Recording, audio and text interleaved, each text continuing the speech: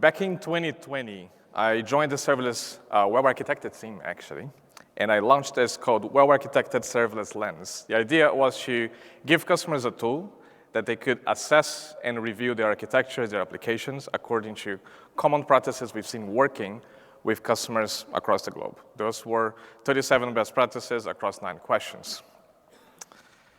Oh, a bit of a housekeeping. You're going to see QR codes at the top.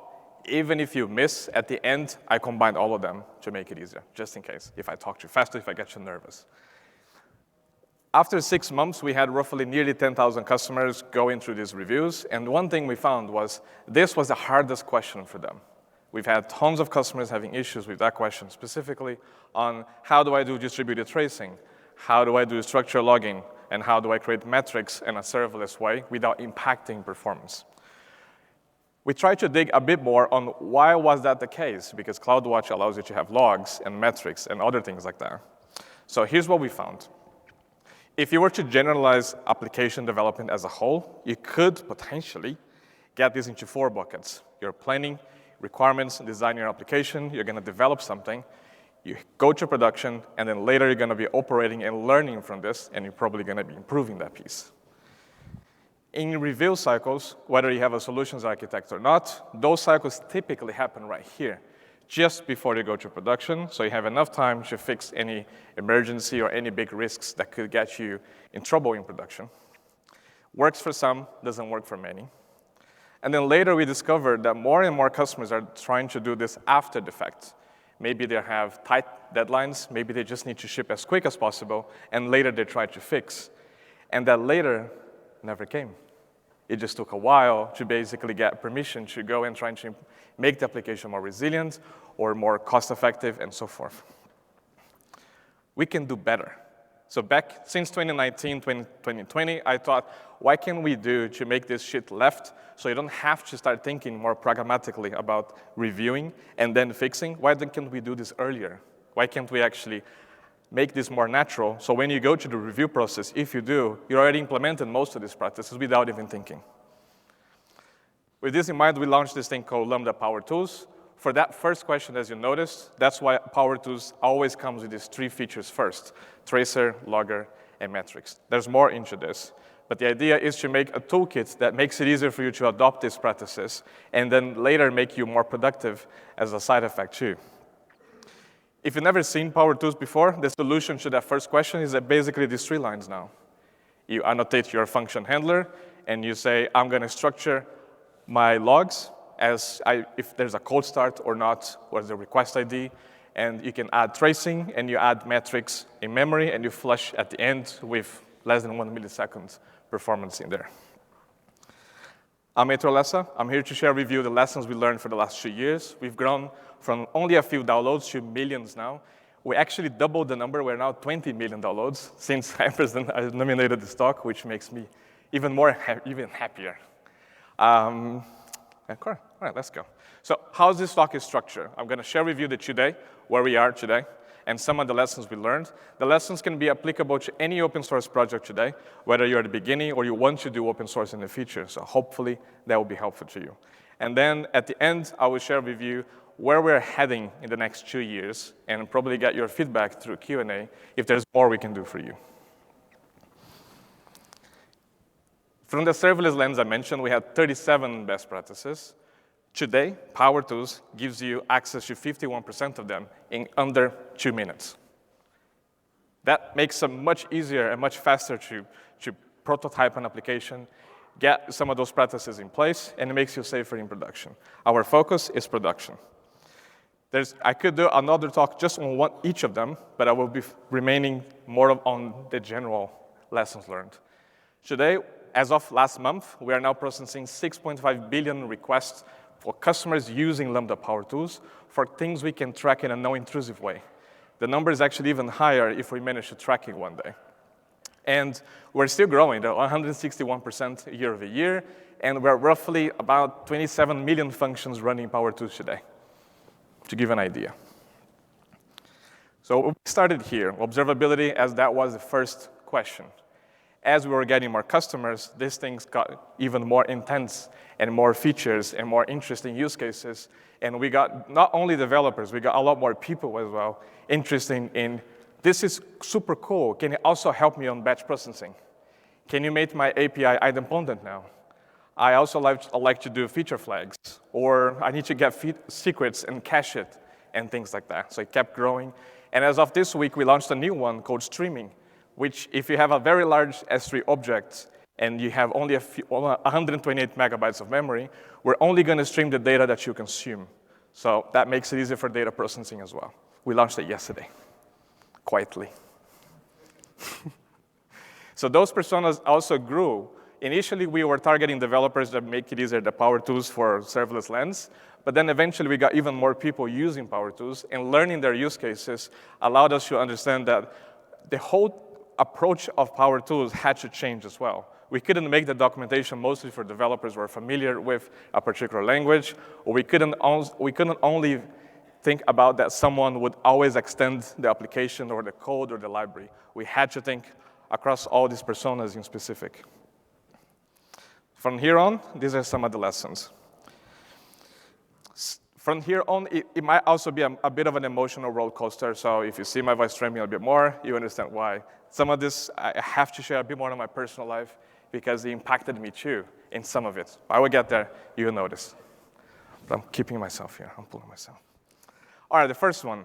It looks interesting when you look at open source projects, not only from AWS, but many other places.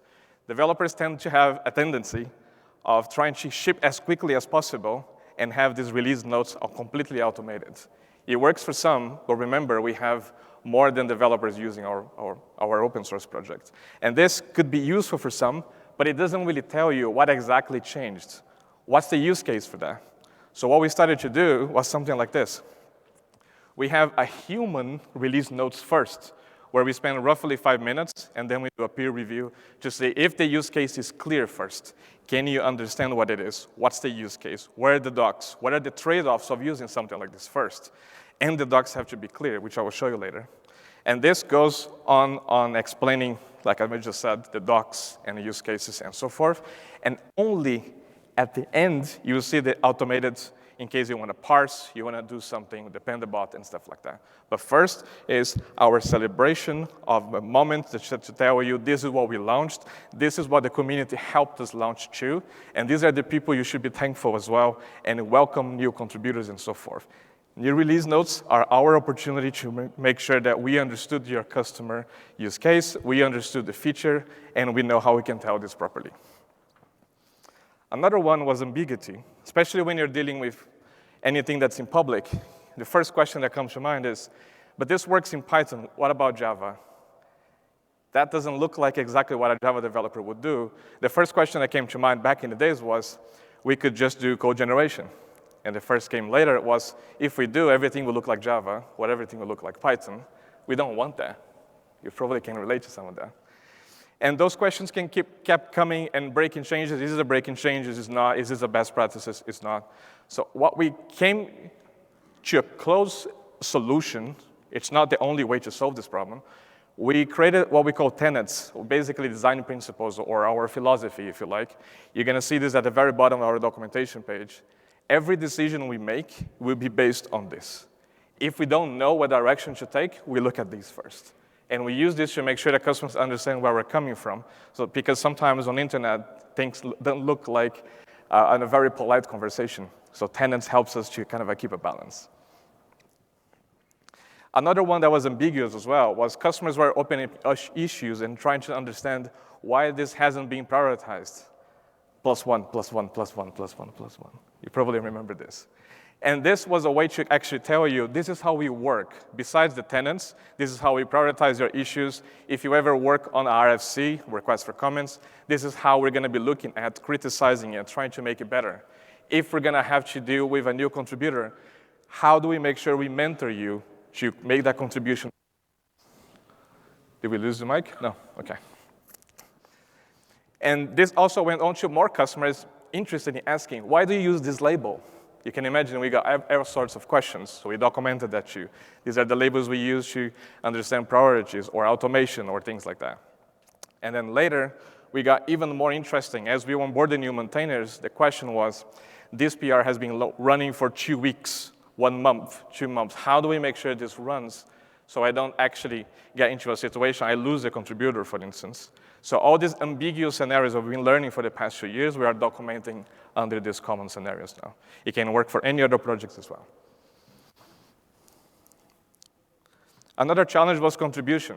If you ever worked with open source, one common question was, I can't contribute because I'm not a Python developer, I'm not a Java developer, or whatever. I cannot contribute because all I know is tech writing. My God, please do. Tech writing is amazing. It's so hard to do.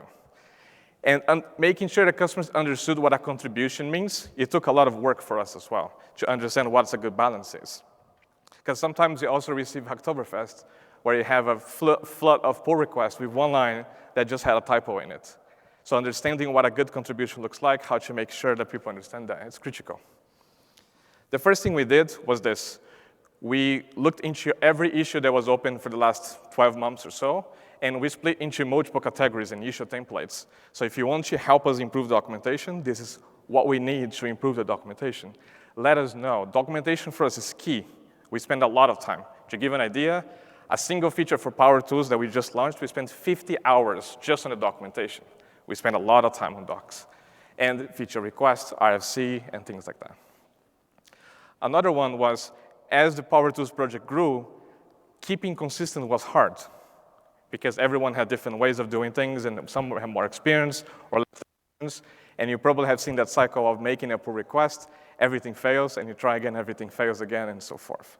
We use a project called pre-commit hook, which allows us to do some of these Git automations and such. So from security, linting, formatting, and things like that. And if a customer doesn't want to wait for CI to run, they can run make PR to make sure that all these checks will run in place. If it works, it should work in CI too. It makes it easier for certain customers who have issues around those too. Another one was trying to make sure that all of these other personas were not developers or not fully familiar with the testing pyramid and things like that. What is our definition of test? When do you write this type of test? What is our convention? How do you make sure you set up a dev environment without breaking your bank, for instance? And we start to work on this contribution guide from the perspective that this could be non-developers, and this could be people who just trying to make one contribution and then probably going to keep steady afterwards. How do we make sure that we give them support so they can come back more often? So it's out there on that contributing guide as well.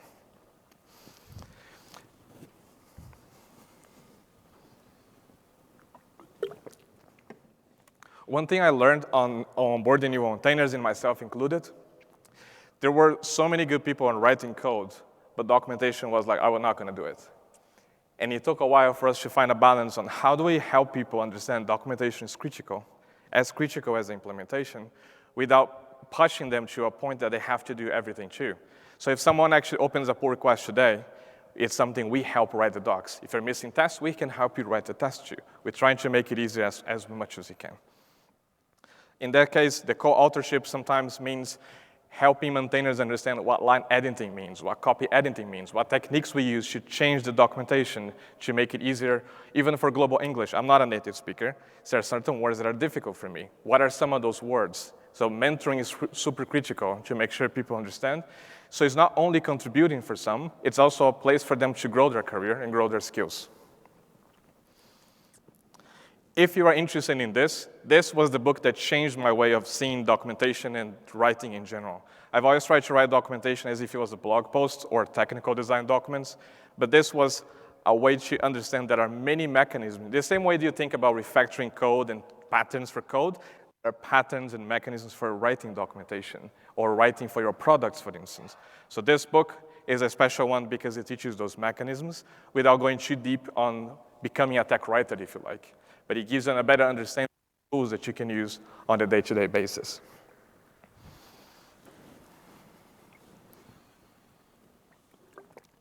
Another one that was a challenge was the same way that we do open source, we also rely on open source. So we wanted to use documentation themes that will look beautiful, that will make it easier for us to scale and add new features, change the style, and so forth. We started with a Gatsby Apollo team, back in the days, it was beautiful, as you can see. It was amazing. But the challenge was, operationally wise, there was so many issues with JavaScript CVEs back in the days that became impossible for us to keep using the team back then. Eventually, sadly, they archived for various reasons as well. What we ended up going for was something like this, which today is my favorite project ever. For anything that I do on documentation, any project, any open source, I use this now personally. It's called MakeDocs. It's a very special team called MakeDocs Material. Everything that you can possibly imagine in documentation, from creating social cards, from looking good, from reusing parts of your documentation, or tables, or analytics, or search offline, anything you can imagine, this tool can give you that. That's something we started first. But that wasn't the solution to the problem. We're still growing the documentation, and to a point that even that team, we got into issues too. But the problem wasn't the content itself. The problem was this. We wanted to make sure everyone had access to good snippets on our code, not only explaining how the feature is, but here's a code snippet you can copy, paste, and it should work. When you go from a few, 10, 15, it's easy for you to keep track of those things and make sure it works. We are now roughly 400 of those in the documentation, which makes things much more difficult, especially going through contributions as well.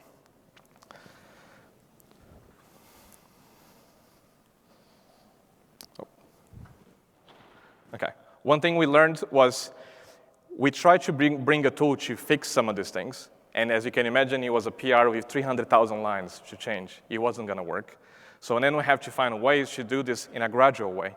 Remember that pre-commits that we actually used to gatekeep some of those pieces and make sure people know some of those practices? Every time you add a change to the documentation in Powertools, we're going to run some checks on that one and make sure there's consistent piece as well. Every doc you see in Powertools, with some exceptions now, they follow the exact same model, the exact same layout, and the exact same messaging. So it looks like it was written by a single person. So this PR, I have links at the end. There's more specifics on how we're doing this gradually there, instead of going, let's stop everything, the word, and change the documentation everywhere. If you look at some of the challenges of documentation I mentioned, is some of those on the right-hand side, table of contents. Middleware factory is a way for customers to do logic before or after their invocation, and also to automatically trace these things, so they can build their own middlewares and stuff like that. And the tracer, you can see, is very different, the table of contents in there. And as we grew, it became harder as well to enforce this on contribution-wise. That tool that I mentioned to you, it now does exactly like this. We have a set of rules that you can also copy and paste if you like, to make sure that the table of contents now follows the exact same format, lines, style, and everything else. There's even other tools that we learned that we could possibly use in the feature to make sure the messaging, the tone, the global English, accessible English is also in place, again, feature-wise. But that PR has all this information in details. You probably have seen this in open source. Someone comments on your pull request or your issue and tells you, I don't think you're smart enough. I think what you're doing is not really worth it. I think you just should stop. Give it to professionals. You know what? Why don't you just? As soon as you read this is a big red flag in any communication. Could be open source, could be work, could be one-to-one with your manager, you name it. Why don't you just? It's very toxic. And there could be multiple impacts in that one. And it could impact people's life. Sometimes you don't even know it. In open source, back then, it looked like this for me. You have your day-to-day work. Powertools was primarily done on the side. I've done on the weekends and after work as well, and as I had spare time. And your personal life gets impacted a bit as you're trying to go to sleep or before you go to sleep. Obviously, I made mistakes on checking my email. And then all these things led to more burnouts and more discussions on, why don't you just, by the way? And that kept piling on over time. And there's also a misconception that because it's AWS, there's this concept of it's $1 trillion company. Why can't you just do this? It doesn't work like that. So another one that also happened was you're trying to make it right. You're trying to do it the best you can. And you're trying to listen to customers because that's the first order of business in the first place. If you don't have a connection who's using your project, then it's not really a community project, right? So imagine you have these new features. Operational excellence would be everything you need to do to make sure your project is sustainable for production, for people to use, governance, and everything else in between. When you start going after a few months, these things get unbalanced. And the first thing that we noticed, almost every open source project I either contributed or Powertools that I own end-to-end, is you add a lot of focus on documentation sometimes, new features and everything else, except governance, keeping everything transparent, automating, and actually saying no to customers, actually I need to automate this, I need to improve these things, which comes to help all the time. Understanding this was important. I thought, I'm alone on this one. It must be another issue that it just happens in AWS scale. It probably doesn't happen elsewhere. This was the second book that made me come up from a deep burnout that helped me understand what happens in the open source world, but from a data perspective, very specific on what's the life on open source, what happens when you're trying to go on the weekends and you just can't disconnect because you're just trying to constantly deliver, constantly working with customers. And this was another one that was trying to understand how to deal with people who have sometimes a involuntary kindness towards you, where you're trying to understand why people are mean to you on the internet, or why people are trying to contribute, but in a way that they actually end up taking all of your bandwidth, all of your time on a day-to-day basis, and you just can't handle that sometimes. And you're trying to find a way to do this politely, but equally keep your personal life intact. So this session was super interesting because instead of actually taking you and tell you this is exactly what you do, it took more of a diplomatic and a more historical approach into how human beings communicate, their tendencies to have expectations and so forth, and he went over and over and over with some suggestions afterwards. So if you're ever in this situation, this is one of the best videos if you don't have the time to read some of those books. So what did we do? This took roughly, say, 3 months to write. If you're interested, it's being reviewed by many, many people inside AWS, and it was the hardest thing to write. Imagine you have your favorite project, you want to work on this, but you can't have any energy to go forward on this for various reasons. This was our public letter to everyone using Powertools back in the days to say, we need to stop new features. We need to keep ourselves sane. We need to work on operational automation governance, so then we can come back stronger and do more and more features afterwards. So this was a way to tell people, this is exactly what we're going to do, and after we pause new features, these are the updates, so you know we're working on this. We're not just kidding. We just need that time. And another one that happened because of these challenges with certain people from the community, one mistake we had as an Amazon as a whole was our code of conduct wasn't strong enough on dealing with some of this inter-discussions, heated debates online.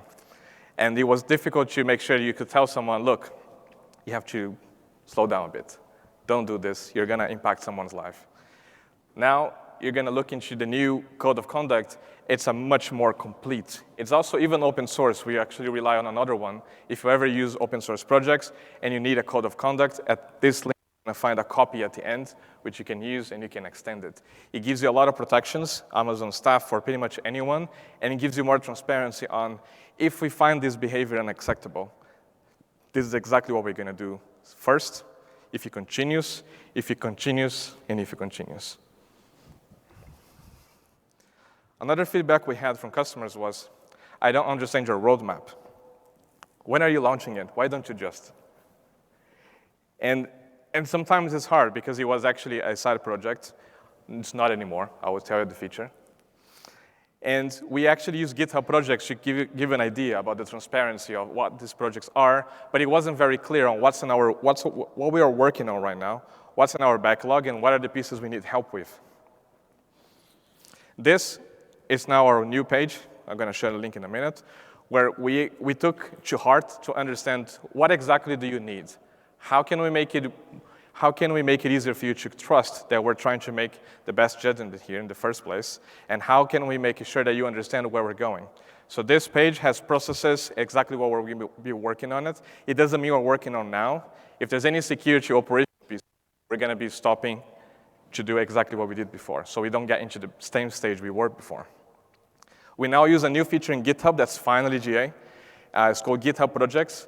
Most of this now is much more integrated with GitHub, the way of working, so you can see exactly what's being worked on, what's going to be in the feature, what are the pieces that people can contribute. If you are also learning, looking for mentoring sessions on Python or Java or whatever language, or if you're looking to learn how to do best doc writing, we have all these things now. It's much more structured. Another one that it took me by surprise a lot, we were using Slack back in the days. Slack is an amazing tool, first of all. It works, it's beautiful, everyone uses, and most companies already use it. We use too. The challenge we had was when you have a situation where someone is actually escalating those discussions, you can't block them. And you can't, on a one-to-one basis, you can block and you can add certain protections to people to make it healthy. So in this case, we moved to Discord for that particular feature. So it gives a lot more protection in those cases if it happens. As you know, the gaming industry is quite friendly. Let's go into the very deep technical details now. This was our release pipeline back in the days. We used to use a combination of GitHub Actions, and we also had internal pipelines to make the release that you see on Powertools today. So this was a very common one. We just source, build, run a bunch of tests, and then go to PyPy or NPM, you name it, get the docs, API, user docs, and go deploy Lambda layers. That was simple at first. The challenge is as you have multiple AWS regions, it becomes a bit more difficult. Internally, for Lambda layers, we had to use another process to make those releases available to customers for security reasons and a bunch of other internal policies we have. And this we would go, if you ever used wave deployments, we would run this in different weights. We would run, for instance, first deployment of 3 regions first, and if it succeeds, we run a few more, and gradually goes to a much larger state. It looked like this. We had the internal GitHub, we had the GitHub, everyone was public, and we had the internal one. Roughly it was just a bit over 3 hours to make these releases for customers. This wasn't a good approach for various reasons. What we ended up doing was something like this. It doesn't fit into the screen, so I try my best. So this is a release that takes roughly now 30 minutes. We're compiling Python to C in some areas, and we're now deploying this to 22 regions Lambda layers. Every release you see in the release note has already gone 178 deployments now. Adding a new region is just now super quick too. And all of this runs canary testing, wave deployments, and everything in between. It's all public in case you want to see and learn too, if it makes it easier. The other challenge was end-to-end tests. Some of you might recognize that issue. Doing that in serverless, it's a bit, you need better tools. It's something we understand, and we're going to work on this. But from an open source challenge, there was another issue. Contributors have to set up this infrastructure on their AWS accounts, which means they might be paying for this. How can we make sure this doesn't happen? And if we need to, how do we make sure we keep it to the minimum and they can debug these things? So our framework looks like this now. We created everything from scratch, and we've got some feedback from people to open source this. Let's see how we get there. What we need to do is a structure like this. You have your feature, let's say tracer or your service, microservice if you like, and the handlers will be the Lambda functions that will be created on the fly with all dependencies and everything you need. And then the infrastructure handles everything else that you need, like using CDK in this case to define infrastructure as code.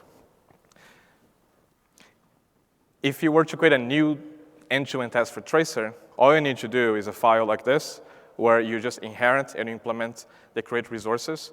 Everything in here handles additional resources. Could be DynamoDB, could be ECS clusters, could be anything. And inside the test, it would look like this, where you have a function that we provide by the base class that creates the Lambda, those handlers in that folder is compiled, create a Lambda layer, it caches so you don't run multiple times, and it avoids having multiple deployments as well. And then from there, you can just use anything like you normally would in CDK and then later in tests. An actual test looks like this. This is more complex than the usual because I end-to-end test and we're dealing with production. We ended up building tools that you easily find out, run this function, and find out if the trace was actually created. And if the trace was created under these conditions, if metrics were created under these conditions, and if logs were created under these conditions, and so forth. It looks like this now. It's a bit complicated in a picture, but we try to run this in parallel to drive the cost down as well. What's the best part of this, the whole approach, is that you can simply say, I want to debug this test, and you only create the infrastructure for that test specifically, not for everything else. It took us roughly 6 months to do it.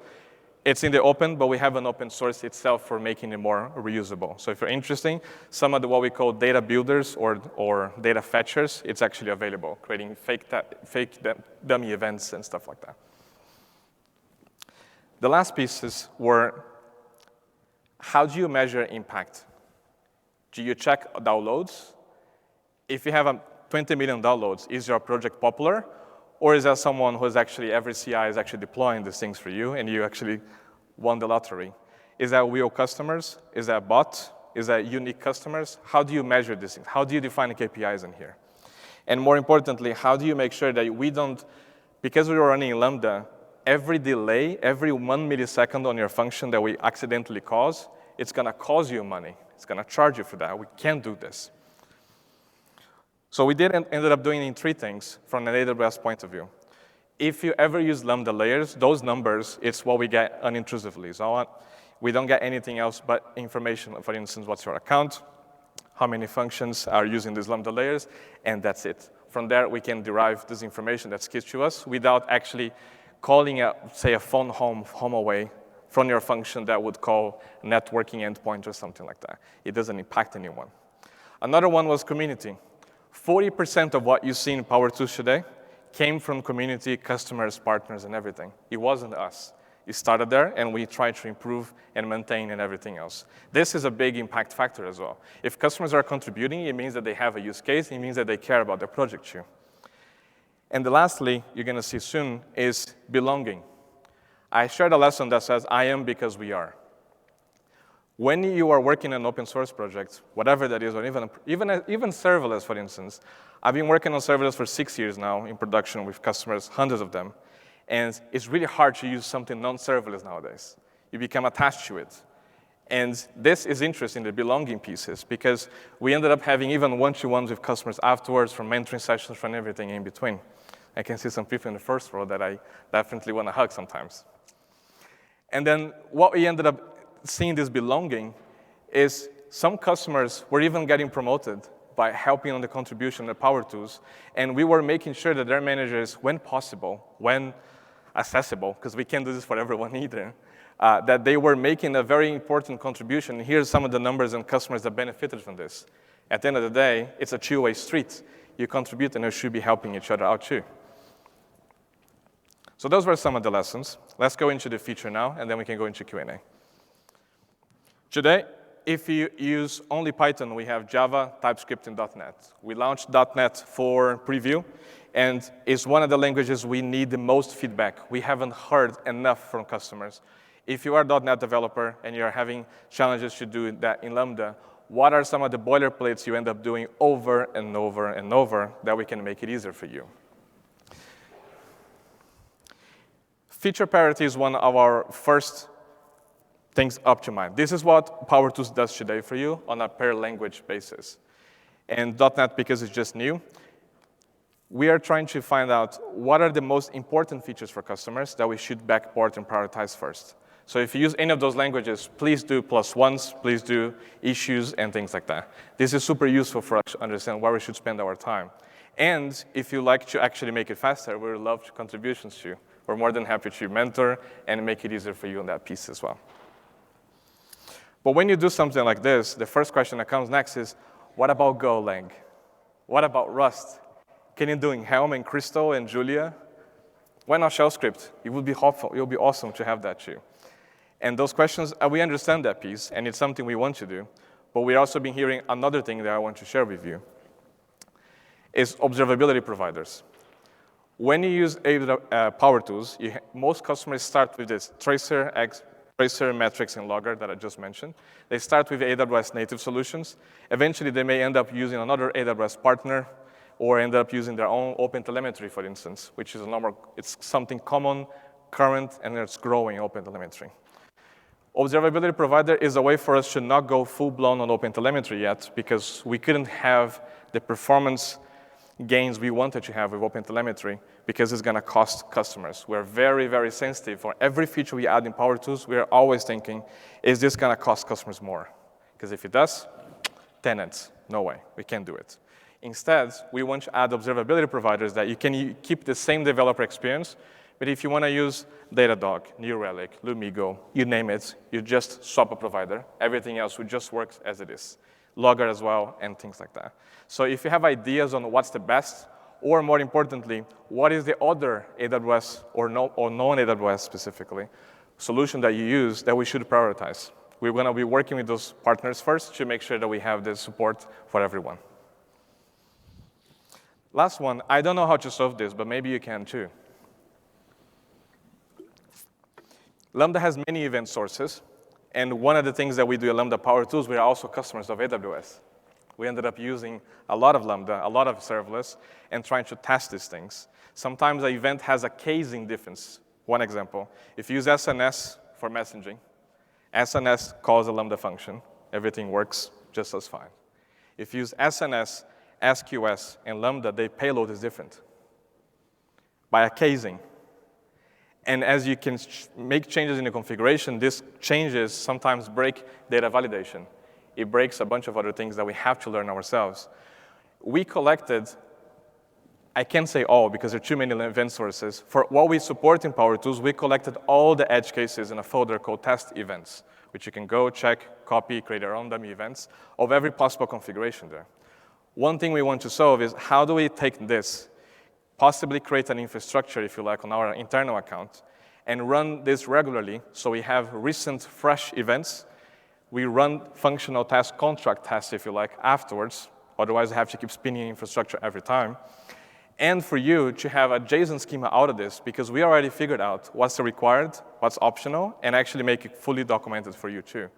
So if you have an idea on how we could do this, I would love to hear your thoughts on that.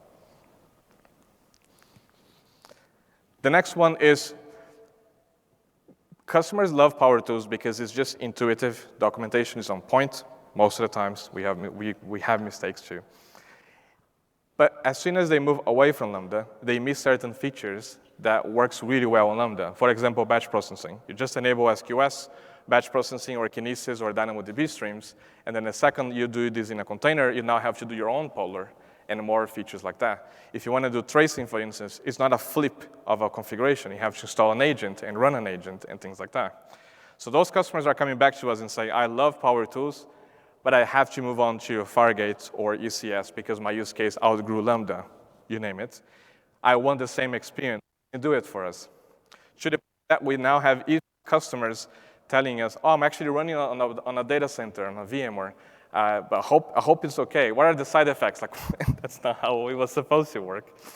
So we're looking into ways now for the next 2 years to make this a split on these are the code or the code path that's optimized for Lambda, and this everything else that you can run on containers, ECS, Fargate, on-premises, and everything else. Our code is fully optimized for Lambda runtime, but there are things that work. There are certain features that already work on Fargate and everything else. We just don't tell you explicitly, otherwise you end up creating more issues for us. The other one is around testing. We keep hearing from one of the customers I can see in the front that testing is too hard. Please help us solve this issue. We've been hearing 2 types of feedback on testing, and you can help us understand if that's true or not, or if we should do more. One is I'm trying to write unit tests, and I need to have fake events or dummy events for my event source so I can quickly iterate on that, see if there's anything working or not. That's the first.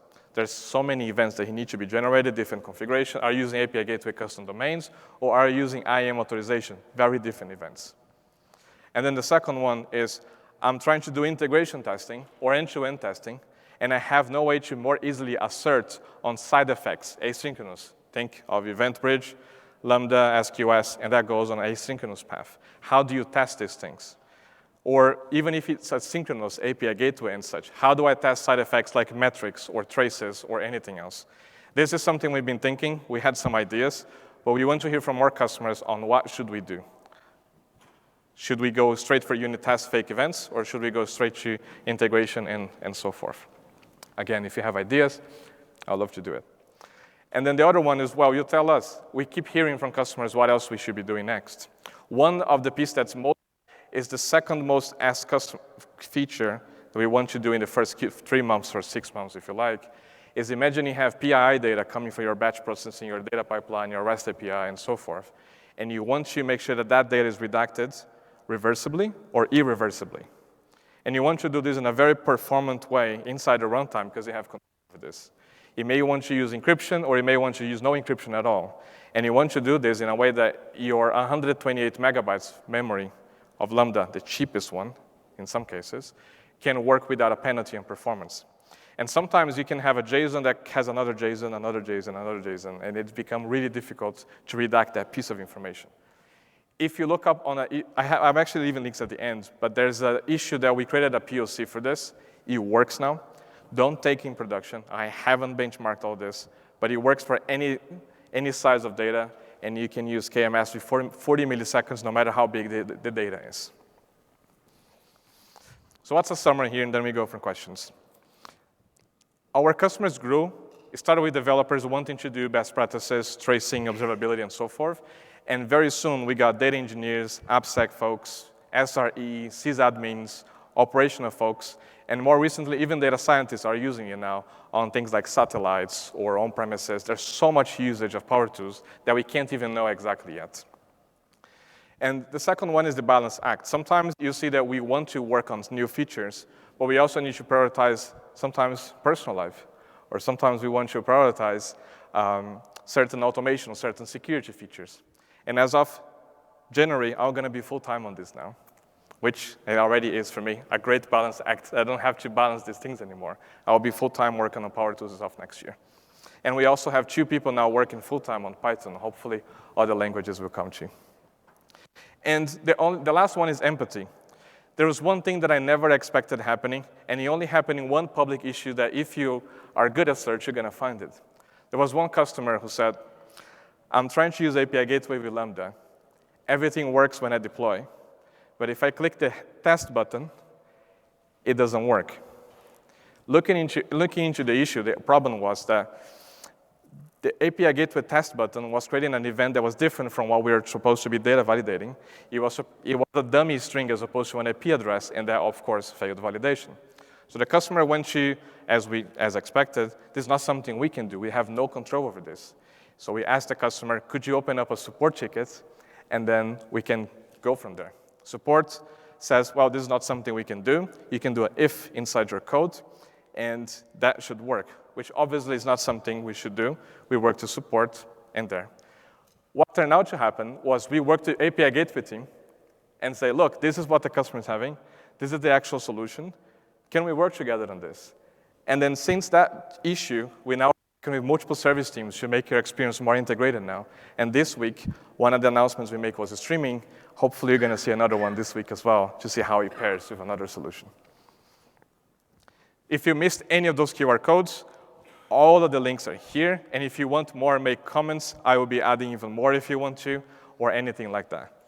That should be able to help you with the issues, some of the research, and hidden features as well.